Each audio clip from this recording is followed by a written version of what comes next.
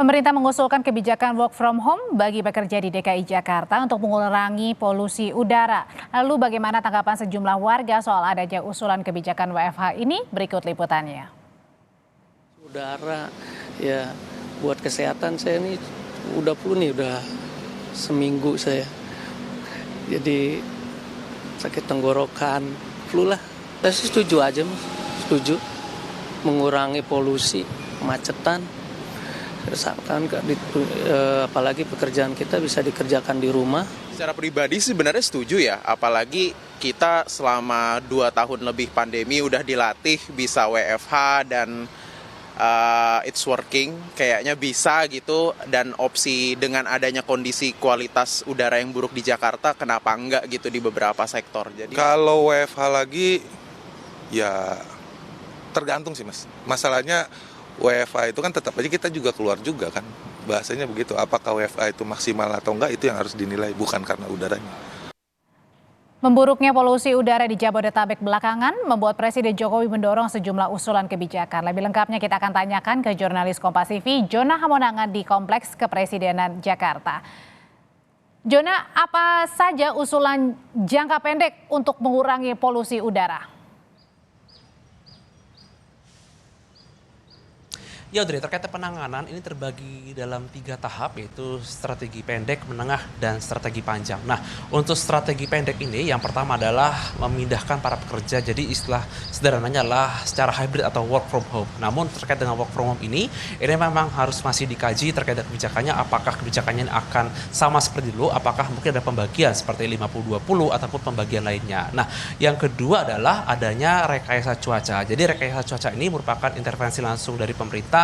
Jadi rekayasa ini seperti membangkitkan atau membuat hujan. Jadi dengan menerbangkan pesawat dan juga menaburkan seperti garam atau dari benda kimia lainnya. Jadi ada hujan yang turun dan ini menyebabkan adanya perputaran khususnya sirkulasi udara. Nah, untuk strategi lain seperti strategi jangka menengah dan strategi jangka panjang ini memang harus menunggu dari kementerian lain, dikarenakan memang ada beberapa strategi pemerintah seperti masyarakat dihimbau menggunakan transportasi umum dan juga dari kendaraan dari yang sebelumnya menggunakan fosil atau kendaraan bahan bakar minyak dialihkan menuju kendaraan listrik. Jadi ini merupakan salah satu cara atau langkah agar polusi udara di Jakarta bisa menurun. Apalagi kalau kita lihat selama 2 minggu belakangan ini terasa sekali yang buat tinggal di Jakarta mungkin ada yang batuk atau pilek ataupun mata terasa pedih dikarenakan memang polusi udara ini memang cukup buruk. Nah, ini merupakan salah satu intervensi dilakukan oleh pemerintah khususnya Presiden Joko Widodo agar masyarakat yang tinggal di Jakarta ini bisa merasakan adanya dampak penurunan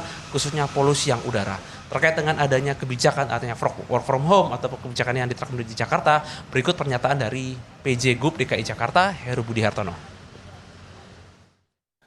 Untuk mengurangi pencemaran udara khususnya di Jakarta dan secara umum di Jabodetabek.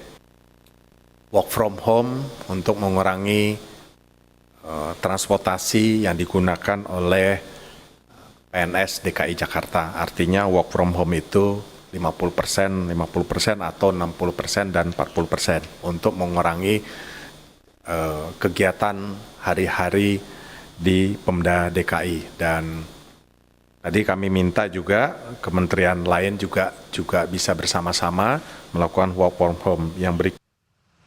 Ya Audrey, bila untuk strategi jangka menengah diarahkan masyarakat menggunakan kendaraan listrik, untuk strategi jangka panjangnya adalah akan dilakukan mitigasi. Nah, untuk mitigasi ini itu saja akan melibatkan beberapa stakeholder agar kebijakan menurunkan polusi akan berdampak sangat efektif dan masyarakat di Jakarta bisa merasakan efektivitas dari polusi yang rendah ini. Audrey? Ada beberapa kebijakan untuk mengurangi polusi di ibu kota, ada jangka pendek sampai jangka panjang. Terima kasih laporannya, Jona Hamonangan, jurnalis Kompas TV.